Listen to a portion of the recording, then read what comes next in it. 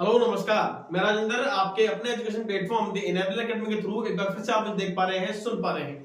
Last time video lecture में हम लोगों ने अर्थमेटिक प्रोग्रेशन यानी कि चैप्टर नंबर 5 पर अपन लोगों ने बात करना शुरू किया था। उसी बात को आज आगे अपन लोग कंटिन्यू करते हुए हम लोगों ने चैप्टर नंबर 5 में सबसे पहले हम लोगों ने ये आइडेंटिफाई करना सीखा कि अर्थमेटिक प्रोग्रेशन होगा या नहीं होगा, कोई भी सीक्वेंस जो होगा। उसके बाद में अर्थमेटिक प्रोग्रेशन होने के लिए हम लोगों ने उसकी डेफिनेशन देखी। डेफिनेशन देखने के बाद में हम लोगों ने उसके लिए कॉमन डिफरेंस फाइंड आउट करना सीखा।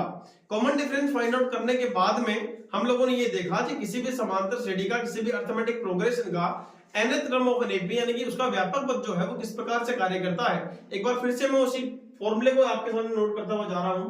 किसी भी समांतर श्रेणी का जो व्यापक पद होता है, जो उसका व्यापक पद होता है, जो उसका स्टैंडर्ड जो रिप्रेजेंटेशन और जनरलाइज जो फॉर्म अपने पास में होता है, उसको मैं एक बार फिर से नोट करने जा रहा हूं। व्यापक पद जो होगा किसी भी समांतर श्रेणी का, वो इस तरीके से नोट करते हैं कि an जो होता है वो एक्चुअल में a plus n minus 1 multiply by d की फॉर्म का होता है। और आप लोगों को ये बताया भी गया कि इसमें जो आपका a होता है वो आप लोगों के पास में a जो होता है किसी भी समांतर श्रेणी का प्रथम पद होता है। ये इसका फर्स्ट टर्म हो गया। अपने पास जो n होता है ये किसी भी समांतर श्रेणी में पदों की संख्या होती है। नंबर ऑफ द टर्म्स अपन लोग कहते हैं, पदों की संख्या अपन लोग यहाँ पे कह रहे हैं, नंबर ऑफ टर्म्स को अपन लोग कहते हैं। d जो होता है वो इसका कॉमन डिफरेंस होता है, यानी कि इसको अपन लोग हिंदी मीडियम वाले जो बच्चे हैं वो इसको सारवंतर के नाम से जानते हैं। और वहीं अगर अपन लोग बात करें an पर, तो an जो होगा ये अपने पास में किसी भी समांतर श्रेणी का nवां पद होता है। ध्यान दें इस चीज को लेकर के, एग्जाम में डायरेक्टली यहां से क्वेश्चन बन सकता है और वो अगला सामने वाला ऐसे पूछेगा कि किसी भी समांतर श्रेणी का व्यापक पद, जनरलाइज फॉर्म ऑफ एनएपी के बारे में अगला आप लोगों से डिस्कस करेगा। इसमें आपको लिखना क्या होता है, an equal to B a plus n minus 1 multiply by d की फॉर्म में आपको नोट करके आना होता है। आई होप ये बात आपके समझ आ गई होगी। दूसरी बात मैं आप लोगों से क्या करना चाह रहा हूं कि जो आपके पास में व्यापक पद दिया हुआ है, इस व्यापक पद को यदि मैं थोड़ा सा और डिस्कस करूं और थोड़ा मॉडिफाई करूं तो आप लोग देख पाओगे कि यहां से जो सर an होता है, इस an को अपन लोग a प्लस इस d को अंदर मल्टीप्लाई करें तो n multiply by d minus over d की फॉर्म, यानी कि मैं इस a और d को एक साथ नोट करता हूं, a माइनस d प्लस में क्या हो सकता है यहाँ पे अपने पास n multiply by d। That means किसी भी समांतर श्रेणी का, किसी भी एपी का यदि nवां पद दे दिया जाए, किसी भी समांतर श्रेणी का यदि nवां पद यदि n की फॉर्म के अंदर यदि आपके पास गिवन हो तो आप लोग क्या बता पाओगे, यहां से आप लोगों के पास में जो n का कोफिशिएंट होगा वो आपका किसको रिप्रेजेंट करेगा, सार्व अंतर को रिप्रेजेंट करके बताएगा। ध्यान दें इस चीज को लेकर के, किसी भी समांतर श्रेणी का जो nवां पद होता है उसका एक फॉर्मूला अपने पास a minus D plus n multiply by d के फॉर्म का भी होता है। क्लियर है? जहां आप लोगों के पास जरूरी सूचना क्या है कि n का जो कोफिशिएंट होगा, n के मल्टीप्लिकेशन में जो भी नंबर लिखा हुआ होगा वही किसको रिप्रेजेंट करेगा, सार्वंतर को रिप्रेजेंट करके बताएगा। मैं एक एग्जांपल के थ्रू आप लोगों से थोड़ा सा और डिस्कस करना चाहूंगा। जैसे मान के चलो कि अपने पास कोई अगला कहे कि किसी समांतर श्रेणी का, किसी एपी का nth टर्म जो अपने पास में गिवन है 3 प्लस 5n के फॉर्म में गिवन है।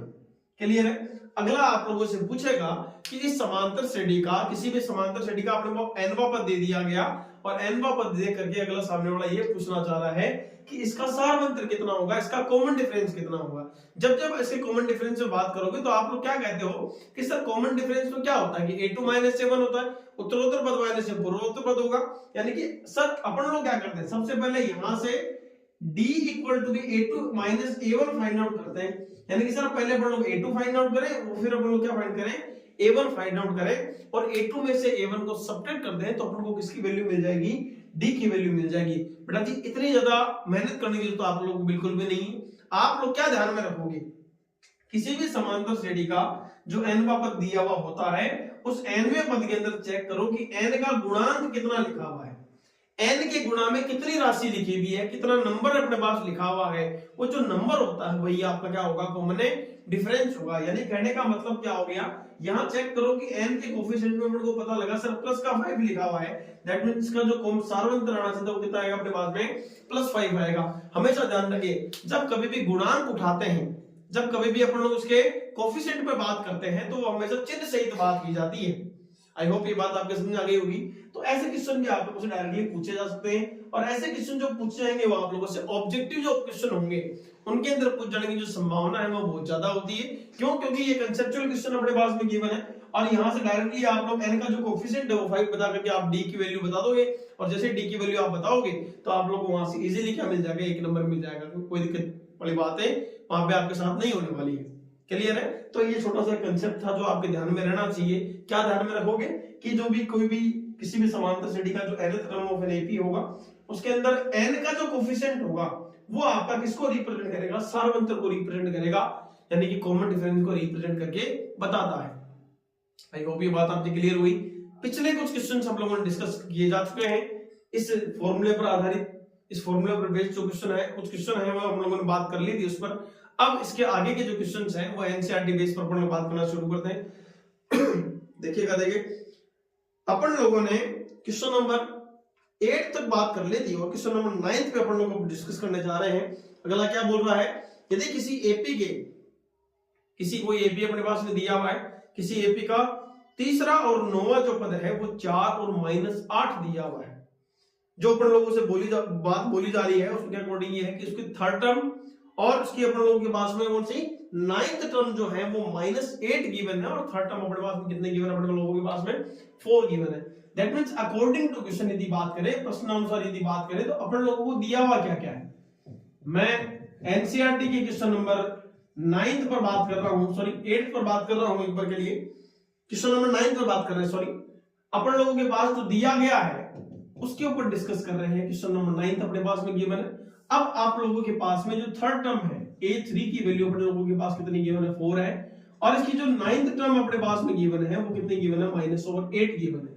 क्लियर है? ये 4 हथियार है जो हमको युद्ध में लड़ने से पहले दिए जा रहे हैं कि भाई आप लोगों के पास ये इंफॉर्मेशन गिवन है, इस इंफॉर्मेशन को काम में लेकर के आप लोगों को ये पता करना है कि इस समांतर श्रेणी का कौन सा पद 0 होगा, कौन सा पद, यानी कि आप लोगों को ये चेक करके बताना है। कोई भी जो एपी होती है आप लोगों को पता होगा कि एपी जो है वो A1, A2, A3, A4 इस फॉर्मेट में चलती है। तो अगला ये क्वेश्चन जा रहा है कि an कोई ऐसा पद अपने पास में है, कोई ऐसी टर्म अपने पास में है जहां पर उसकी वैल्यू किसके इक्वल हो रही है, 0 के इक्वल हो रही है। आई होप ये बात आपके समझ आ गई होगी, है कि नहीं? थोड़ा सा और आगे बढ़ते हैं तो आप लोग हो गई सर an की वैल्यू 0 होने का मतलब ये हो गया कि an जो होता है वो an जो है वो a plus n minus 1 multiply by d के इक्वल होता है। आप हमें एक बात कह रहे हो कि n नवा पद जो है वो कौन सा पद जो अपने पास दिया हुआ है उसकी वैल्यू 0 के इक्वल है, यानी कि सर अपने पास जो लिखा हुआ है a plus n minus 1 multiply by d, यानी कि सर अपन लोगों के पास में a आ जाए और d आ जाए तो हम बेसिकली किसकी वैल्यू बता देंगे, n की वैल्यू बता देंगे। यहां पे जो कौन सा पद 0 हो रहा है ये किसके लिए यूज हो रहा है, अगला ये कहना चाह रहा है कि nth टर्म पर कोई वैल्यू है, उस वैल्यू की उसकी वैल्यू कितनी है अपने पास में, कोई नंबर लिखा हुआ उसकी वैल्यू किसके इक्वल है, 0 के इक्वल है। तो वो 0 के इक्वल यानी कि nth टर्म हो गई अपने पास में, उसको मैंने यहां पे 0 के इक्वल पुट कर दिया। आप लोग एक बात कहते हो कि sir nth term of AP जो होता है वो a plus n minus 1 multiply by d का फॉर्म होता है। क्लियर है? जब d का फॉर्म अपने पास हो रहा है तो n की वैल्यू मैंने 0 पुट कर दी। अब आप मेरे को बात करें सर a हो जाए d मिल जाए तो हम कैसे ना कैसे करके अपन लोग इसकी वैल्यू फाइंड कर देंगे, n की वैल्यू फाइंड आउट कर लेंगे। और इसकी वैल्यू फाइंड आउट करने के लिए आप लोगों को पता लगा कि सर हम लोगों ने ऐसे बहुत से क्वेश्चन किए हैं जिसके अकॉर्डिंग हम a3 की वैल्यू इजीली कंसीडर कर पा रहे हैं। a3 को हम sir a plus twice of d यानी कि इस फॉर्मेट में नोट कर सकते हैं और a9 जो होगा वो a प्लस में 8 ओवर d इक्वल टू क्या होगा, माइनस ओवर 8 के फॉर्म में नोट कर सकते हैं। आप लोगों को पता लग गया कि सर ये इक्वेशन नंबर फर्स्ट हो गई और ये इक्वेशन अपने पास में कौन सी आ गई है, सेकंड नंबर इक्वेशन आ गई है। तो आप लोगों ने क्या किया कि सर हम लोगों ने थर्ड नंबर चैप्टर में एक बात पढ़ी थी कि या तो हम इसको प्रतिस्थापन विधि यानी कि सब्स्टिट्यूशन मेथड से यूज कर ले, या फिर अपन लोग क्या करें इसको विलोपन विधि या फिर एलिमिनेशन मेथड को यूज करके हम यहाँ से a और d की जो वैल्यू है वो हम लोग यहाँ से फाइंड आउट कर सकते हैं। तो सिंपली अपन को क्या करना चाहिए था, समीकरण जैसा कि अपन लोग करते हुए आ रहे हैं, समीकरण एक में से इसको घटा दें, एक में से 2 को घटा देते हैं, 2 को घटाने पर जैसे ही घटाते हैं तो देखो देखिए क्या मिलता है अपन लोगों को यहाँ पर जो रिजल्ट आएगा उसके अकॉर्डिंग आएगा a प्लस में 2d इक्वल टू 4, ये इक्वेशन नंबर फर्स्ट आ गई है। और a plus 8 over d equal to भी कितना हो गया अपने लोगों के पास में माइनस ओवर 8 आ गया। सब्ट्रैक्ट कर रहे हो तो आपको पता होता है कि एलिमिनेशन मेथड के अकॉर्डिंग यहाँ पॉजिटिव सिंबल आएगा, यहाँ नेगेटिव, और यहाँ पे क्या हो गया नेगेटिव। ये दोनों आपस में क्या हो गए कैंसिल आउट हो गए। रिमेनिंग पार्ट अपने पास रह गया माइनस का 6 टाइम ओवर d, और ये जो एडिशन करेंगे तो उसका रिजल्ट आएगा प्लस का 12, और d की जो वैल्यू आने वाली है यहाँ से d की वैल्यू भी क्या आएगा अपने पास 12 अपॉन में कितना माइनस ओवर 6, और कैंसिल आउट करोगे तो रिजल्ट आएगा माइनस का 2। क्लियर होगी बात दिमाग में बड़ी तरीके से।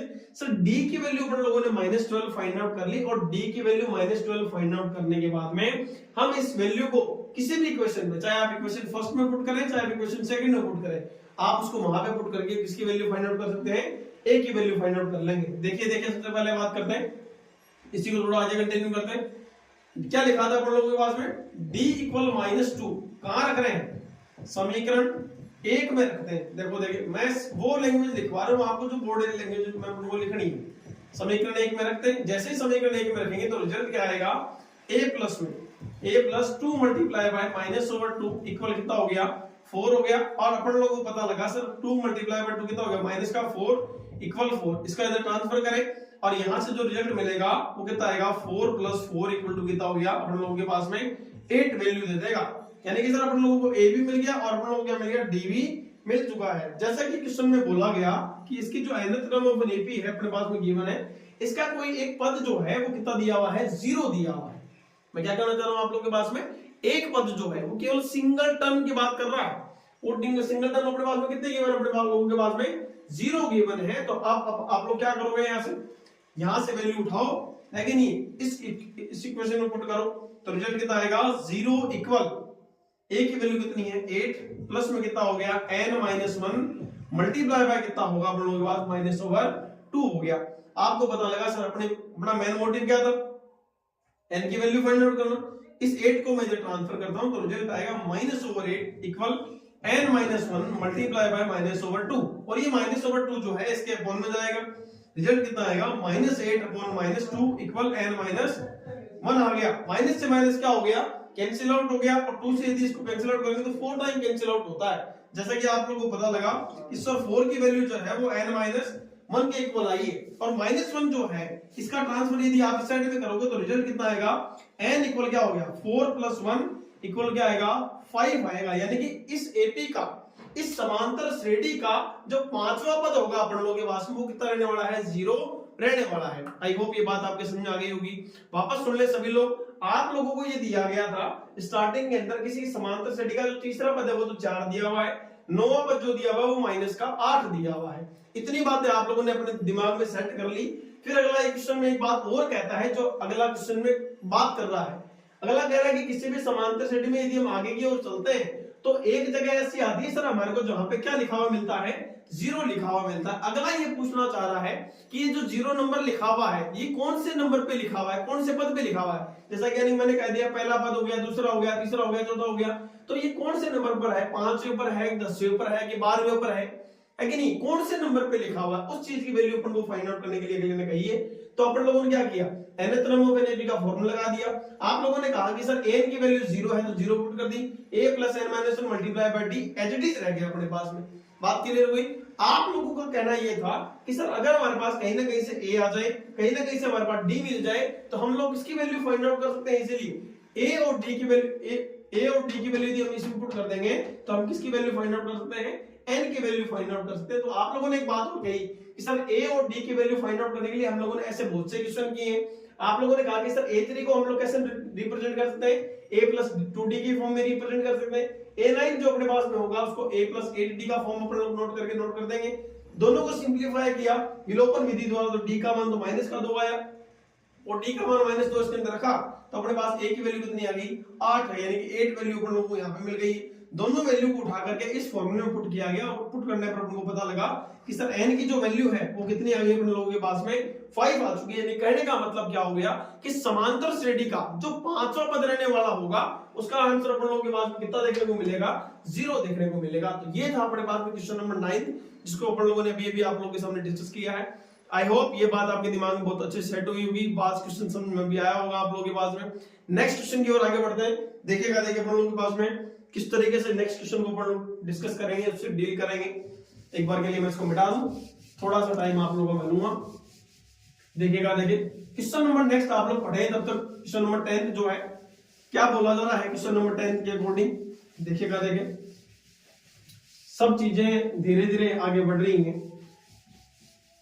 आप लोग जब क्वेश्चन सोल्व करने के लिए बैठे हैं, यदि आप लोग जब भी इस समय पे क्लास देख रहे हैं तो उस समय पर आप अपनी रफ कॉपी को अपने साथ जरूर रखें, अपनी बुक को अपने साथ जरूर रखें, वरना कभी कभी क्या होता है कि सामने वाला जो टीचर होता है, जो भी टीचर से आप लोग पढ़ रहे होंगे, वो अपना काम तो कर देते हैं, क्वेश्चन सोल्व करके बता देते हैं, लेकिन आपको ये पता नहीं होता कि क्वेश्चन में क्या क्या बोला गया है। आप केवल उस पूरे का पूरा कंप्लीटली उस वीडियो पर डिपेंडेंट हो जाते हो, है कि नहीं? वीडियो पर डिपेंडेंट नहीं हो आप, कम से कम अपनी जो बुक है अपने साथ लेकर के बैठे, अपनी रफ नोटबुक साथ लेकर के बैठे। एटलीस्ट आप, जब मैं आपको ये बात कह रहा हूं कि क्वेश्चन नंबर आप 10th पढ़े, तो आप क्वेश्चन नंबर 10th पढ़े, उसके बाद उसको समझे कि क्वेश्चन में अगला पूछना क्या चाह रहा है, बोलना क्या चाह रहा है। ठीक है, क्लियर? आगे बढ़ते हैं क्वेश्चन नंबर 10th की ओर। बोला गया किसी एपी का 17वां पद, पता लग गया कि सर 17th जो टर्म है, यानी कि क्वेश्चन नंबर 10th में जब अपन लोग बात कर रहे हैं, सबसे पहला काम दिया गया है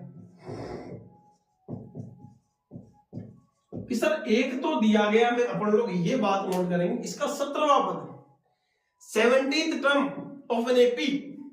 अब अगला क्या कर रहे हैं कि उसके 10वें पद से 7 अधिक है। 10वें पद से कितना ज्यादा है? 7 ज्यादा है कि नहीं? मैंने कह दिया।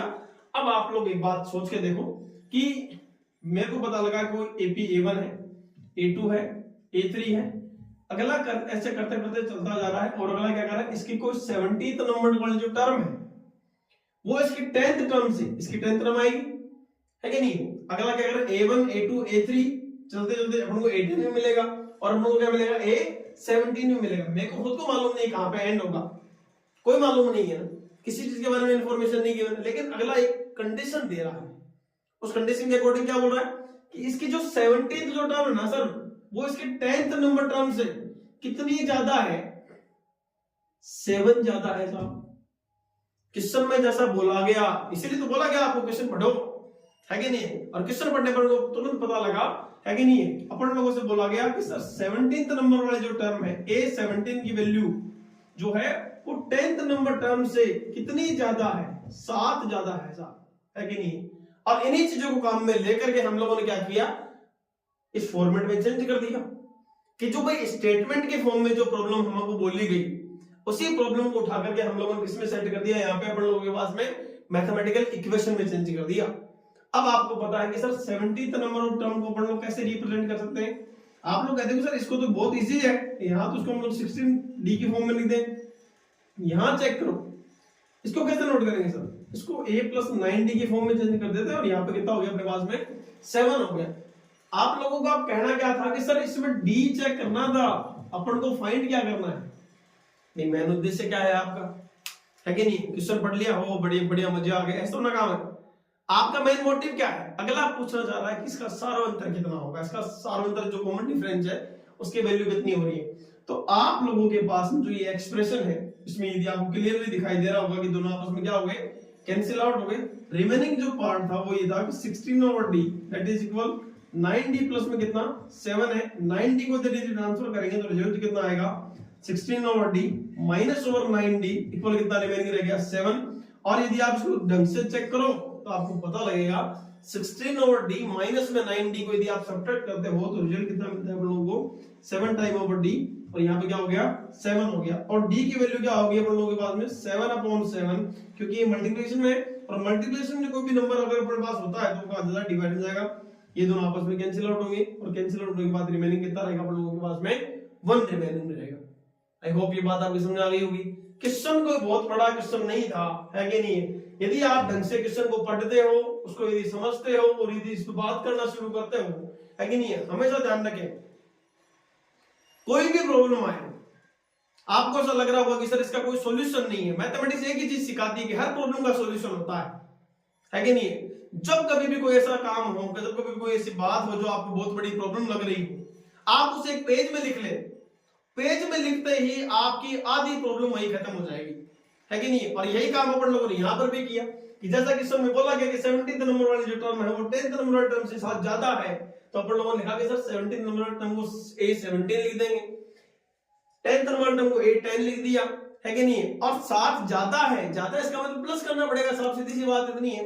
अगर इनको दोनों को बैलेंस करना है तो बैलेंस करने का मतलब 7 प्लस किया। अब आप तुरंत करने लगे सर A17 को तो हम A+16D लिख सकते हैं, A10 को हम लोग A+9D लिख सकते हैं, और यहाँ पे 7 लिखा हुआ A से आपस में कैंसिल आउट हो गया, और D की वैल्यू हम लोग कितनी फाइंड आउट करके लेकर के आ गए, 1 फाइंड आउट करके लेकर के आ गए। आई होप ये बात क्वेश्चन, ये जो क्वेश्चन आप लोगों के सामने डिस्कस किया गया ये भी आपके समझ में आया होगा, है कि नहीं? नेक्स्ट क्वेश्चन की ओर आगे बढ़ते हैं, तब तक आप क्वेश्चन को पढ़िए और समझिए, देखिए क्या बोला जा रहा है क्वेश्चन के अंदर उन लोगों से। इसी कंसेप्ट पर बेस्ड अपने पास में नेक्स्ट क्वेश्चन है, देखिएगा, देखिए क्या बोला गया है, किस तरीके से डिस्कस करेंगे अगले वाले क्वेश्चन को। सेम इसी कंसेप्ट पर बेस्ड है कि नहीं? लेकिन बशर्ते कि आप लोगों को क्वेश्चन समझ में आना चाहिए, है कि नहीं? अब मुद्दा ये नहीं है कि sir nth term of an AP कैसे अप्लाई किया जाए, अब मुद्दा है क्वेश्चन को कैसे समझा जाए, है कि नहीं? अगर क्वेश्चन समझ में आ गया तो आप बड़े से बड़े क्वेश्चन को बहुत आसान तरीके से धराशायी कर सकते हो, उसको आराम से निपटा सकते हो। देखिएगा, देखिए क्वेश्चन नंबर 11 की ओर आगे बढ़ते हुए जा रहे हैं अपन लोग। 11th नंबर में क्वेश्चन में क्या बोला गया कि एक एपी अपने पास में गिवन है, जो कि बहुत ही इजी अपने पास है। क्या बोला जा रहा है? 3 है, दिया हुआ क्या है, मैं एक बार दिया गया को नोट कर लेता हूं।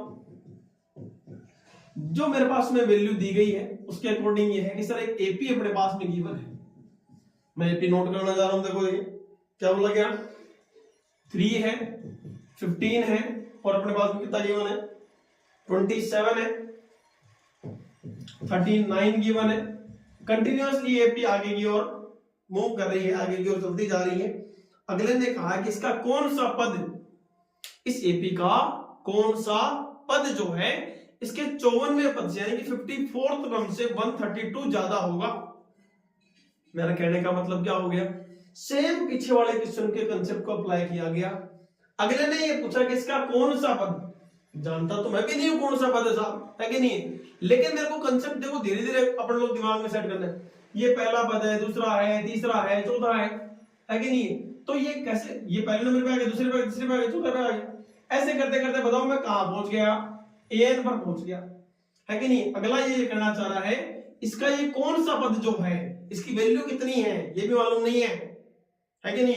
इसका कौन सा पद इसके 54th टर्म से, इसके 54वें पद से, इसके 54वें पद से कितना ज्यादा है, 132 ज्यादा है साहब, है कि नहीं? ये अगले ने अपन लोगों से कही है। कैसे सोल्व करें? सेम कंसेप्ट पीछे वाला क्वेश्चन है। पीछे वाले क्वेश्चन में क्या बोला गया, इसका 70th नंबर टर्म इसके 10th नंबर टर्म से 7 ज्यादा था। तब आप लोगों ने क्या किया, 17th अलग लिखा, 10th अलग लिखा, 7 अलग लिखा। 10th और 7 के बीच में प्लस का सिंबल लगा दिया क्योंकि 7 ज्यादा था, है कि नहीं? और वो इसके इक्वल आ गया, इसका मतलब दोनों को बैलेंस कर दिया इक्वल टू के सिंबल से। सेम कंसेप्ट यहां अप्लाई करेंगे। nth टर्म है, मेरे को भी मालूम नहीं क्या है कि नहीं?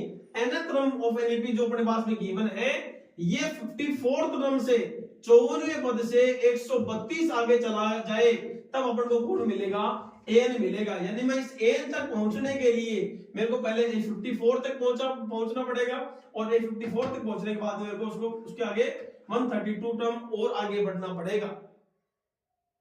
बात समझ आ रही है मैं क्या कहना चाह रहा हूं? नहीं समझ आ रही, कहीं कोई दिक्कत नहीं, अपन लोग उसको थोड़ा सा लिख लेते हैं, जैसा कि अपन लोगों ने पहले कहा इस तरह एक nth टर्म अपने पास में है an। अगला ये कह रहा है इसकी 54th टर्म यानी कि 54th टर्म को भी नोट कर दो सर। अब देखो इन दोनों को बैलेंस करना है। इस a 54 तक में आ गया और अगला ये कह रहा है कि मेरे को जाना कहां है, an तक जाना। an तक जाने के लिए मेरे को किसको ऐड करना पड़ेगा, 132 को ऐड करना पड़ेगा। क्या मैं इसमें ऐड करूं, इसमें ऐड करूं? भाई मैं 154 पे खड़ा, an आगे है, तो मेरे को बताओ ये वाली जो डिस्टेंस है, ये डिस्टेंस सॉरी अपन लोगों के पास में इसमें कुछ ऐड करना चाहिए तभी जाके मैं उस पर पहुंच पाऊंगा, है कि नहीं? तो यहां पे अपन लोग क्या करेंगे, इक्वल टू का सिंबल लगाएंगे, प्लस का 132 नोट कर देंगे। आई होप ये बात आपके समझ आ गई होगी।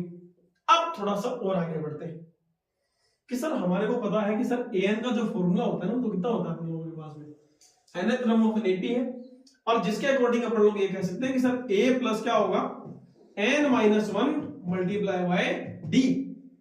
सर ये तो हमको पहले से मालूम था, इसके लिए लिखिए बताओ ये तो क्या लिखेंगे, इसके लिए तो आप बहुत आराम से कह सकते हो सर ये कितना है 53 डी लिखा हुआ और यहाँ कितना है 132 लिखा हुआ है। आई होप ये बात आपको समझ आ गई। थोड़ा सा और आगे बढ़ो, आप कहोगे कि सर यहाँ पर भी देखो ए है, यहाँ पर भी ए है, दोनों के दोनों इस एपी के लिए डिस्कस हो रहे हैं, यानी कि दोनों आपस में क्या हो जाएंगे, कैंसिल आउट हो गए। और दोनों जैसे कैंसिल आउट हुए तो रिमेनिंग पार्ट क्या बच गया, n-1 multiply by d equal 53d बच गया, प्लस में कितना हो गया 132 रिमेनिंग आ गया। अब आप एक बात कहने जा रहे हो कि सर इसमें से d तो हम फाइंड कर ही सकते थे, और d यदि फाइंड करेंगे तो d क्या होता है एक्चुअल में a2 a1 होता है, और यदि a2 a1 करें तो सर कितना आएगा 15 माइनस में 3 इक्वल टू कितना आएगा 12 आएगा। कि सर इसके कॉमन डिफरेंस यानी कि d की वैल्यू भी हमारे को मिल गई आराम से, कहीं कोई दिक्कत नहीं है। जैसे ही आपको d मिला तो एक बात बताओ, क्या आपके पास यहाँ पे d तो अननोन है, एक तो d है और एक क्या है n है। अगर इन दोनों में से कोई ये जो अपने पास d है वो मिल जाए तो कहीं ना कहीं जाकर के अपन लोग बताओ n की वैल्यू फाइंड कर सकते हैं क्या, बिल्कुल कर सकते हैं साहब। बच गया क्या, आप सारा का सारा क्वेश्चन तो सोल्व हो गया। अब देखो देखिए अपन लोगों के पास में क्या रिमेनिंग रह रहा है, n-1 मल्टीप्लाई बाय 12 इक्वल क्या रहेगा 53 मल्टीप्लाई बाय 12 प्लस में कितना होगा 132 रह गया। कहीं कोई समस्या नहीं है। थोड़ा सा यदि आप दिमाग लगाओगे तो यहाँ जो अपने पास एक एक्सप्रेशन नोट हुआ है, इस एक्सप्रेशन को मैं कुछ इस तरीके से नोट कर सकता हूं। देखो ये मल्टीप्लाई बाय कितना है 12 है, ये अपने पास में कितना है मल्टीप्लाई बाय 12 है। क्या आप इसको भी 12 के फैक्टर की फॉर्म में रिप्रेजेंट कर सकते हो, बिल्कुल कर सकते हैं साहब। 11 मल्टीप्लाई बाय जो 12 है इसको मैं इस तरीके से नोट करूं, 11 मल्टीप्लाई बाय 12, इसको मैंने इस तरीके से नोट किया। अब यदि आप ढंग से देखो तो देखो 12 इसमें भी है, 12 इसमें भी है, 12 यहाँ पर भी है, इसमें से कॉमन निकाल लो।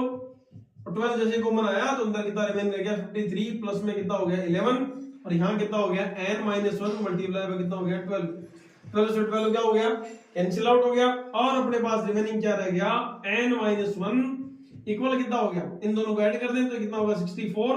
नाउ n विल बी क्या होगा 64 प्लस और 1 इक्वल टू कितना होगा 65। यानी कि कहने का मतलब क्या हो गया कि सर इस एपी का जो 65वां पद होगा, 65 नंबर वाली जो टर्म होगी वो 54 टर्म से कितना ज्यादा होगी 132 ज्यादा होगी, 54वें पद से 132 से अधिक होगा।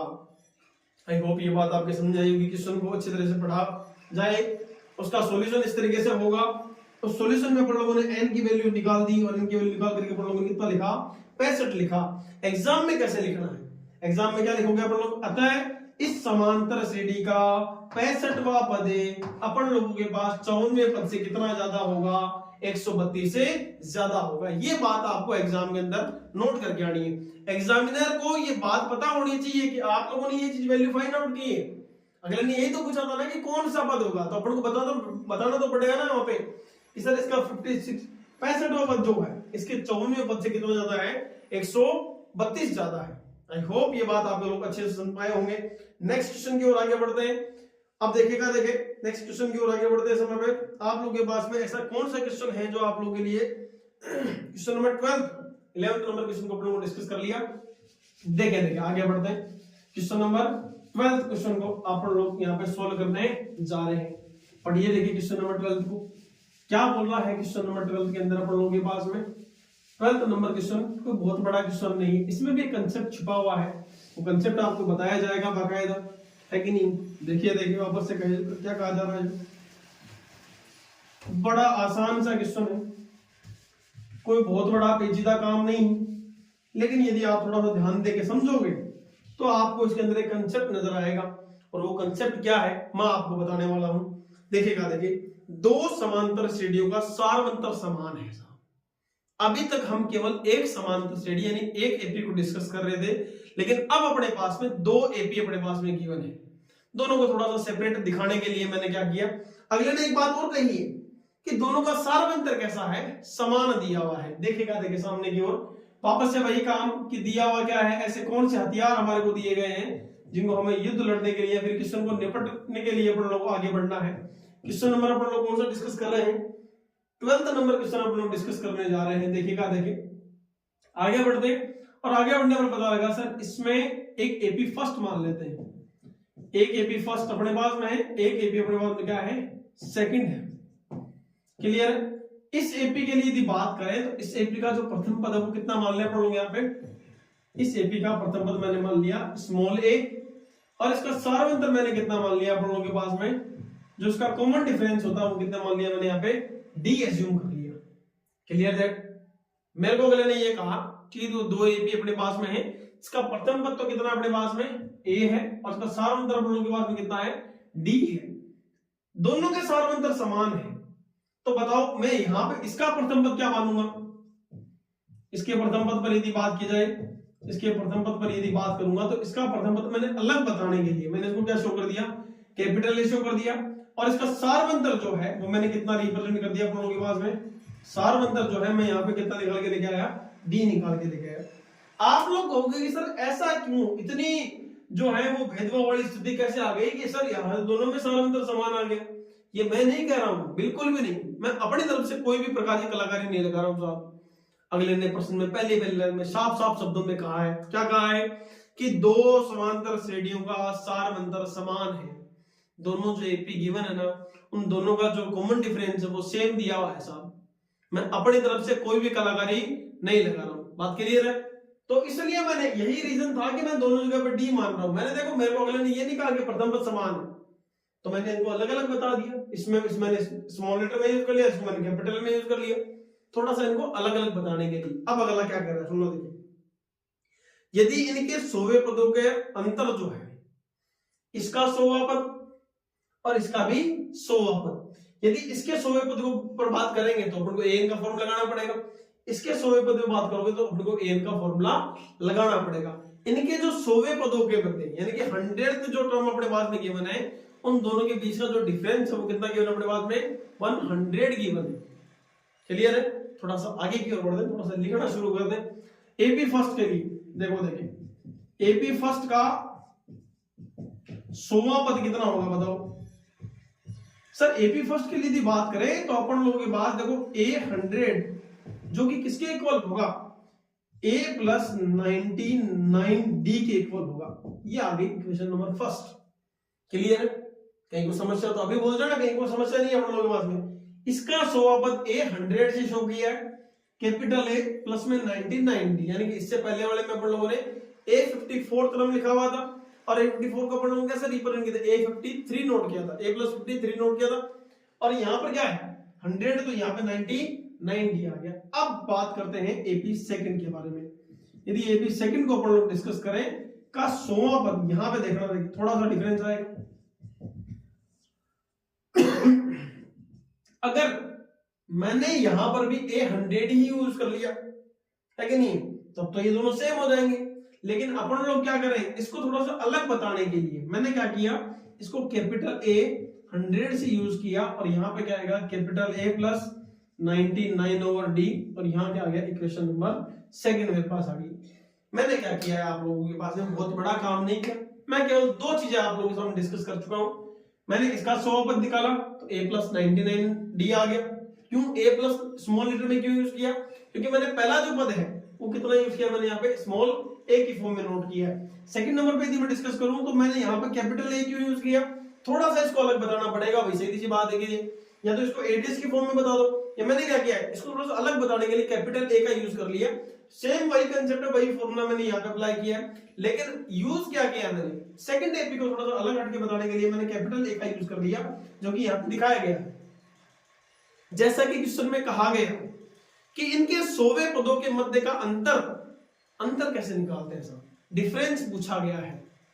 आप 10th क्लास में हो, आपकी एज जो है वो 15 साल है कि नहीं है, मान के चलो कि मेरी एज जो है 45 ईयर है कि नहीं है। अगर अपन लोग दोनों के बीच का जो डिफरेंस है वो यदि मेजर करेंगे तो 45 में से आप क्या करोगे, 15 को सब्ट्रैक्ट तो करोगे, यही काम तो होगा। आप लोग जब अंतर निकालोगे, डिफरेंस फाइंड आउट करोगे, तो वही काम आप लोगों से यहाँ कहा गया कि इसका जो 100 टर्म होगा और इनके बीच का जो 100 टर्म है, इन दोनों के बीच का जो डिफरेंस है वो कितना गिवन है अपने पास में 100 गिवन है साहब, है कि नहीं। जो चीजें गिवन है वही मैं यहाँ पे नोट कर रहा हूँ। देखना देखिए मैं क्या करना चाह रहा हूँ यहाँ पे, सबसे पहले समीकरण 1 में से समीकरण 2 को घटा दे दो, 1 में से समीकरण 2 को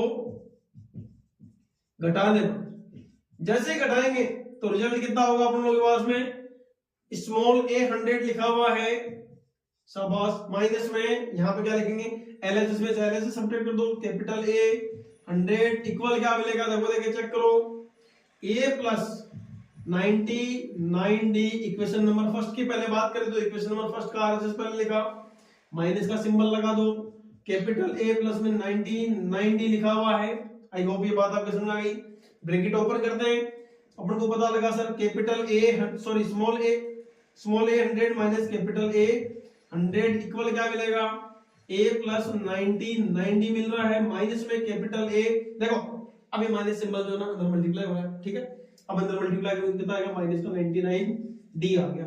99d से 99d आपस में क्या हो गया, कैंसिल आउट हो गया। रिमेनिंग पार्ट में यहाँ पे थोड़ा सा नोट करने जा रहा हूँ, देखना। देखिए यहाँ कितना लिखा मैंने, यहाँ पे capital A 100 sorry small a 100 capital A 100 equal किसके आया, small a minus capital A के इक्वल आ गया।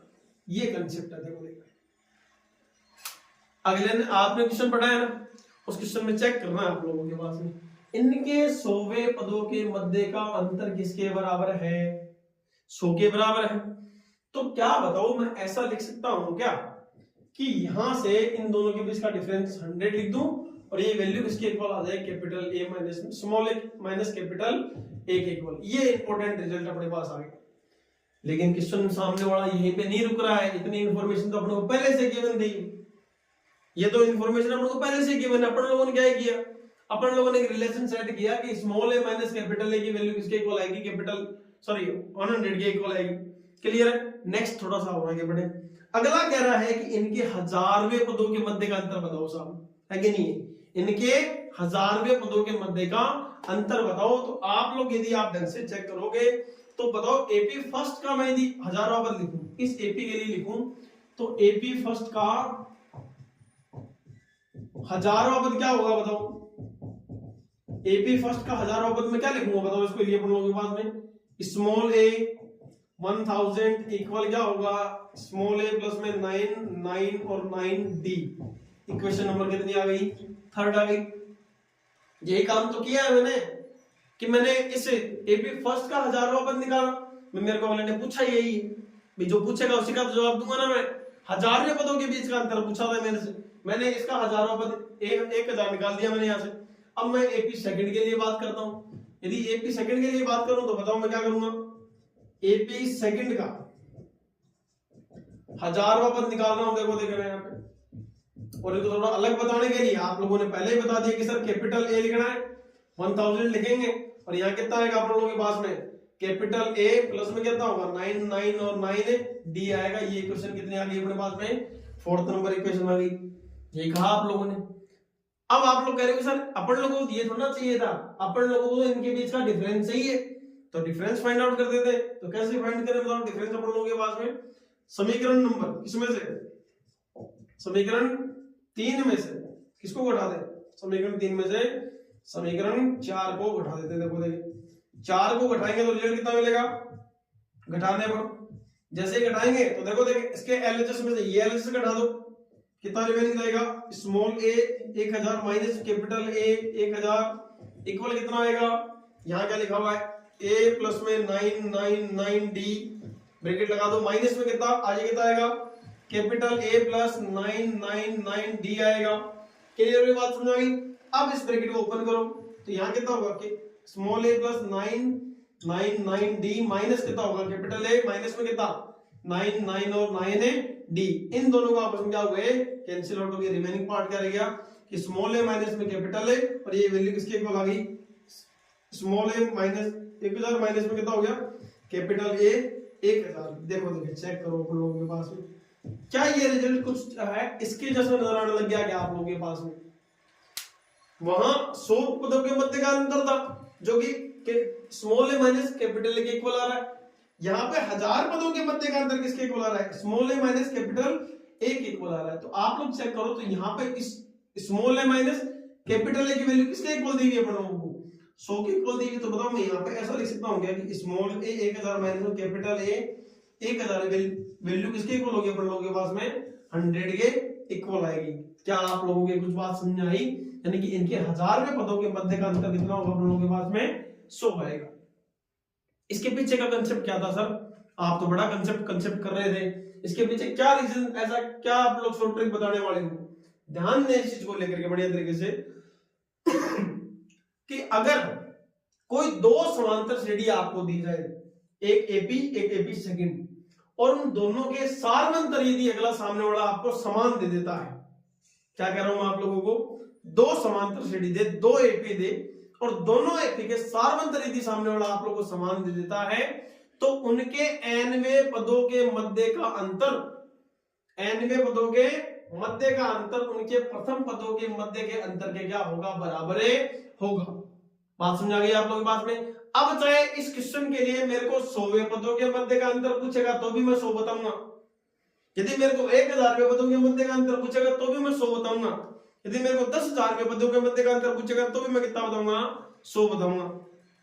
बात पहले बढ़ रही। मैंने क्या कहा आप लोगों से कि दो एपी यदि आपके पास में दी गई, दोनों का यदि सारवंतर यदि आपको समान दिया हुआ है, क्लियर है, और दोनों का सारवंतर यदि समान दिया हुआ, तो आप लोगों से अगला क्या कर रहा है, यदि उनके nवें पदों के मध्य का अंतर पूछा जाए, है कि नहीं, और nवें पदों के मध्य का जो अंतर होता है वो उनके प्रथम पदों के मध्य के अंतर के क्या होता है, बराबर होता है। यानी कि कहने का मतलब, अब चाहे इस एपी के लिए चाहे आप 100वां पद निकालो, चाहे 200वां निकालो, चाहे 1000वां निकालो, चाहे 10,000वां पद निकाल लो, उनका आंसर हमेशा कितना आने वाला है अपने पास में, 100 आने वाला है। आई होप ये बात आपके समझ आ गई होगी, है कि नहीं। आज के इस क्लास में अपन लोगों ने 9th number question, 10th number question, 11th number question और 12th नंबर क्वेश्चन को डिस्कस किया है। नेक्स्ट वीडियो लेक्चर में हम लोग इसके आगे के क्वेश्चन को डिस्कस करेंगे। तब तक के लिए दी नेटवर्क के प्लेटफॉर्म के साथ जुड़े रहिए, बने रहिए। जय हिंद, जय भारत, थैंक यू।